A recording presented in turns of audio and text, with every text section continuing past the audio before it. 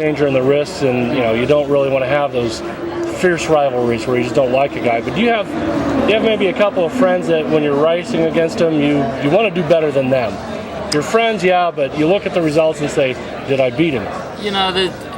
You do have those, and it generally, I mean, for me, it kind of changes year to year depending on, I guess, rivalries or whatever. If you have somebody who, was in a car you used to be in, for instance, for instance, in Indy Lights, I raced with AFS Racing, and then you kind of I jumped over to Sam Schmidt in 2007, and you had the guys that then fill your seat in AFS Racing. You always kind of want to beat the team maybe that you used to be with, or beat a driver.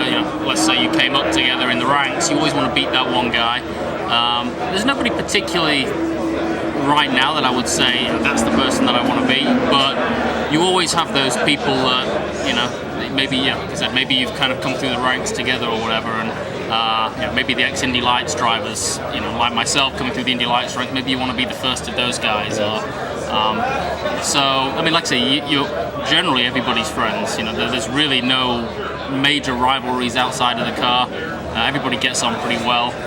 But inside the car, you always have, depending on the weekend, maybe if somebody did something to you the previous race, you want to go out there and beat that guy in particular, but it's kind of swings and roundabouts. It kind of all goes around, and during the year, I'm sure there'll be some guy you want to beat more than others, and and I guess the teams are the same way. Some of the teams may want to beat, various other teams.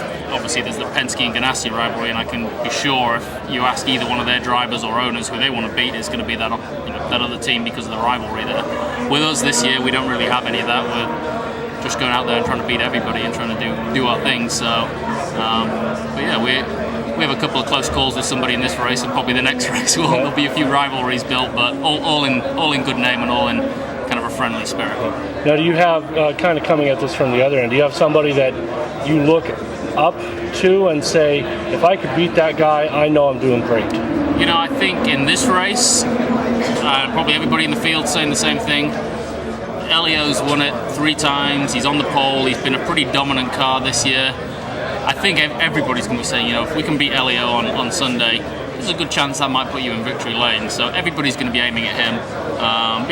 For us, realistically, we probably don't have the resources and the ability to challenge them unless we had a little bit of luck go our way. I mean, for us, we really just need to have a good solid day and we can get the thing in the top 10, and that would be a great result for us, especially considering where we've qualified. So, but Kanan's at the back. We're a row or so ahead of him.